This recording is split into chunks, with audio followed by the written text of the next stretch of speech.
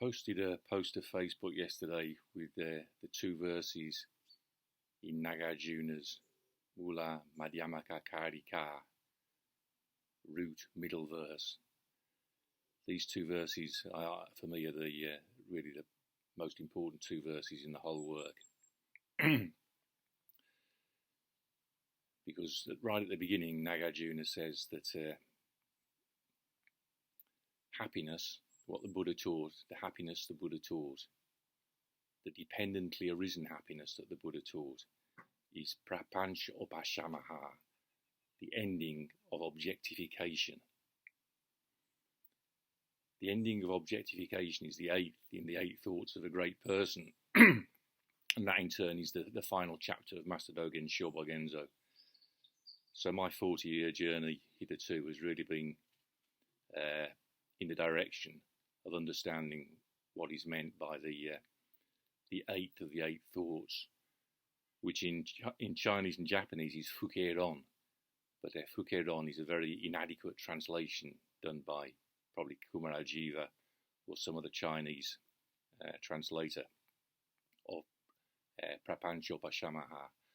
So upashama means the cessation, the exhaustion, the stopping, the wearing out, and prapancha means objectification, turning things which are originally empty of self-existence into self-existing things.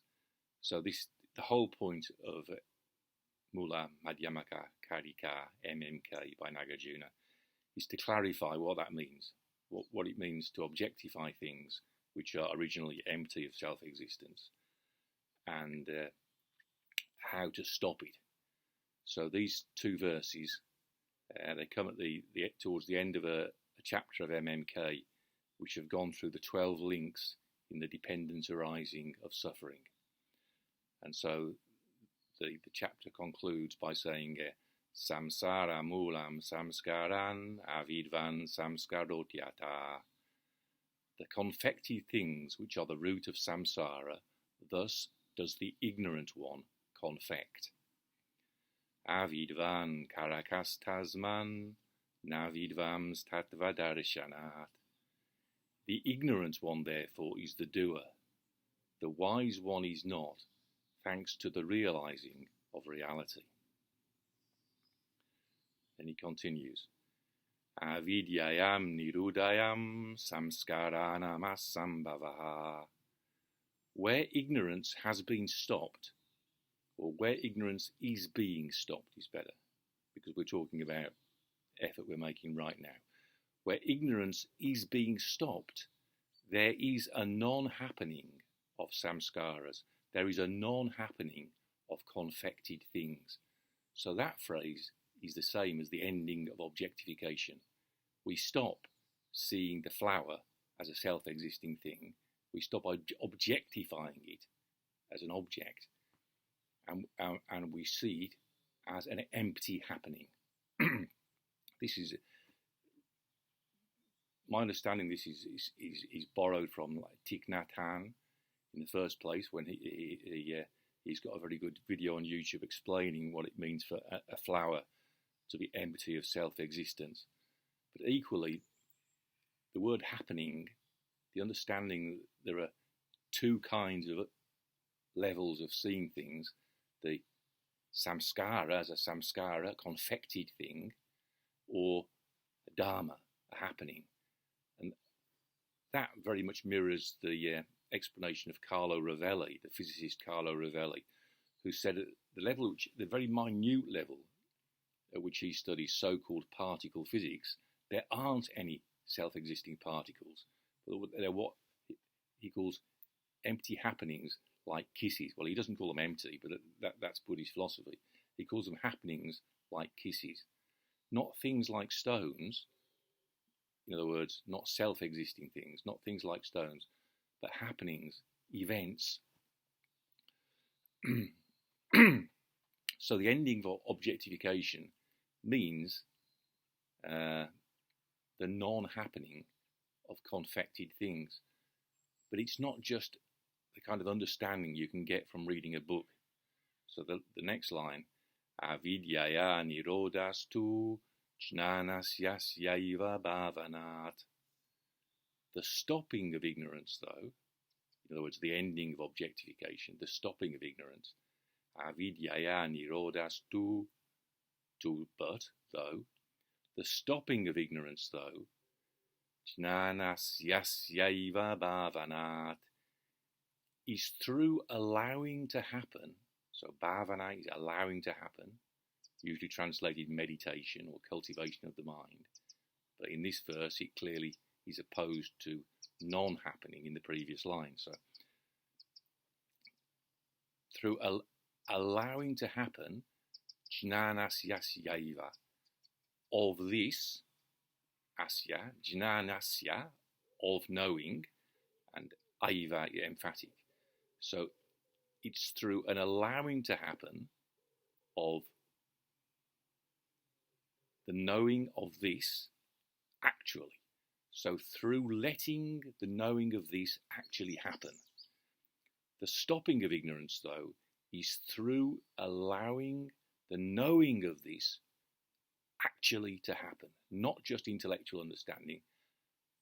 It means sitting meditation in which you stop seeing things as confected things, those are the non-happening of confected things, but the non-happening of confected things, asaṁbhavaḥ, saṁskārāṇām, asaṁbhavaḥ, is through an allowing to happen, bhāvanāt, of knowing of this, of actually knowing this. So for me, a kind of a breakthrough in understanding this verse. See, originally I translated it as saṁskārāṇām asaṁbhavaḥ. There is a non-coming into being of confected things. There is a non-coming together of confected things. But I understood that the two, the but, is making a contrast between asaṁbhavaḥ and bhāvanāt. They're both from the original root bhu, which means to be or to become. So asaṁbhavaḥ, a non-coming together, a non-becoming, a non-being. And bhāvanāt, through bringing into being. Bhāvanāt, through the bringing into being. That's why it's translated sometimes as cultivation. So if you see video of the Dalai Lama in the morning, going to a quiet place and practicing so-called meditation for several hours, that meditation he would call bhāvanāt, cultivation of the mind, developing the mind, bringing it into being. So originally that's how I understood that verse. It's a contrast of a non-coming into being of confected things and the bringing into being of this understanding or this knowing of the ending of objectification. So after several years, it hit me, rather than coming to being, the word to use is happening. There's a non-happening of confected things. And what bhāvanāt is an allowing to happen. Now, for me, that brings together a lot of things, because Alexander work, which I've been involved in 25 years, the whole centre of that is allowing something to happen, allowing the head to go forward and up. So you're not doing a thing, you're not confecting a thing, you're allowing something to happen. Now,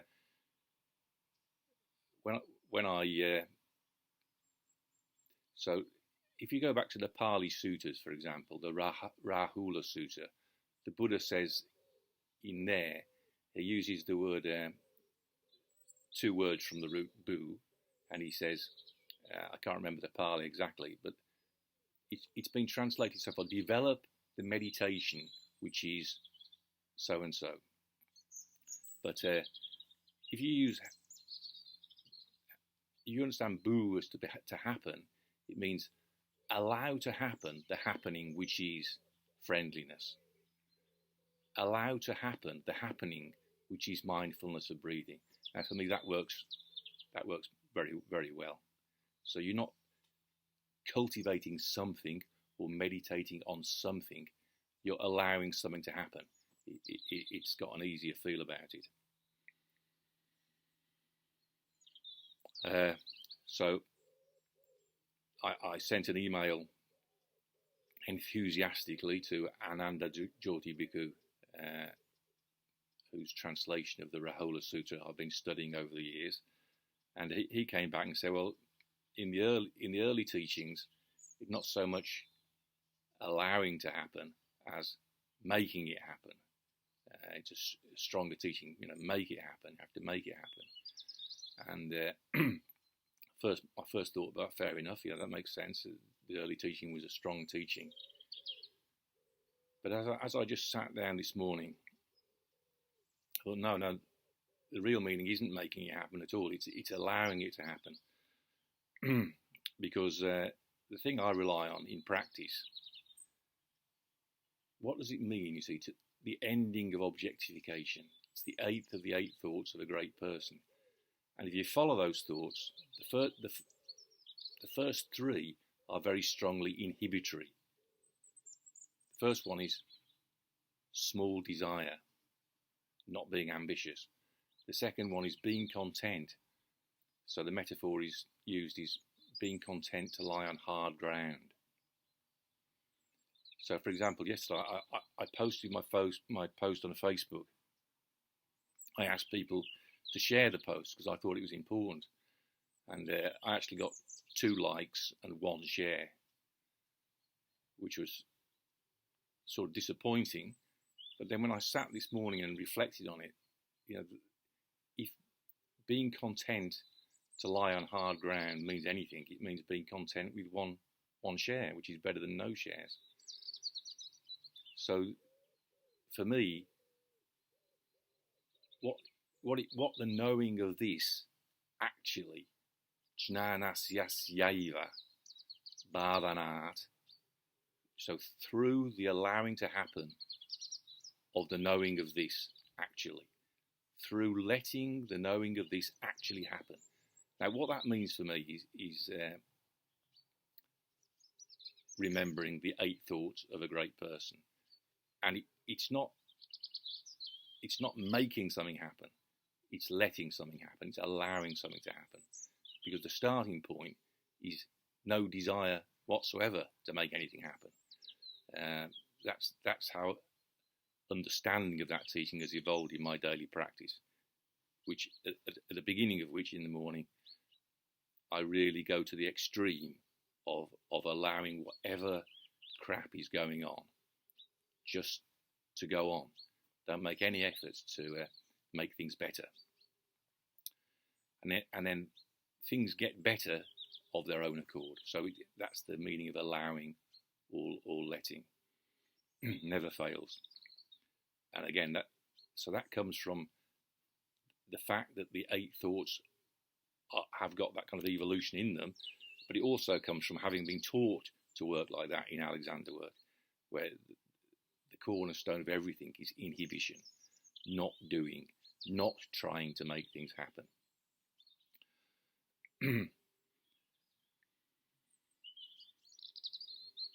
That's probably a good place at which to stop.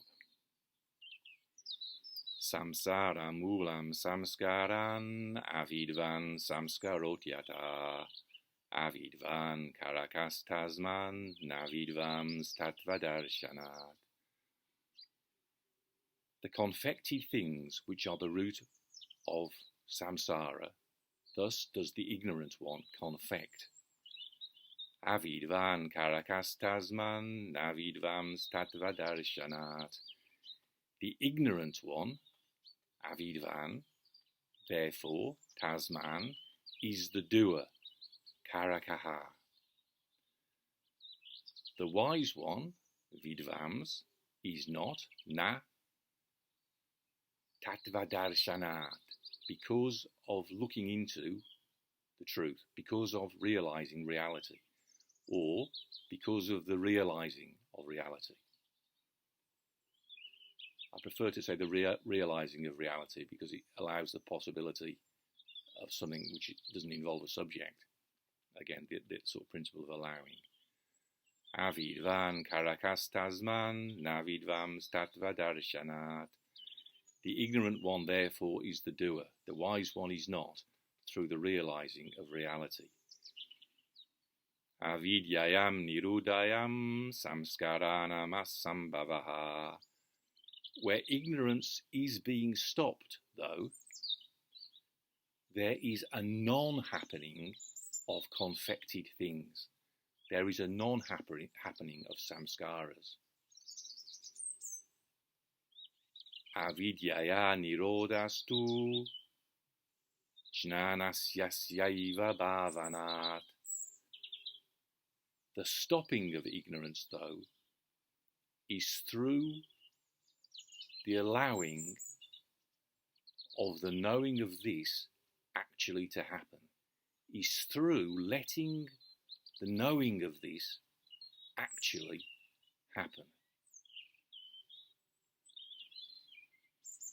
So with that translation, you've got for me the coming together of meaning in Alexander work, allowing something to happen, and meditation as it's practiced by the Dalai Lama, which is, they call it cultivation or meditation, but I'm suggesting a better translation is allowing to happen. And similarly, it's a good expression of sitting meditation, allowing something to happen. So not cultivating something, not meditating on something, because if you say it like that, it suggests there's something, a confected thing that you're meditating on, or some kind of wisdom or understanding that you're cultivating. See, it's misleading, because it suggests there's some kind of understanding that you can get your dirty paws on. So, yeah, I'm suggesting bhāvanāt, letting it happen. Something which I'm habitually extremely bad at.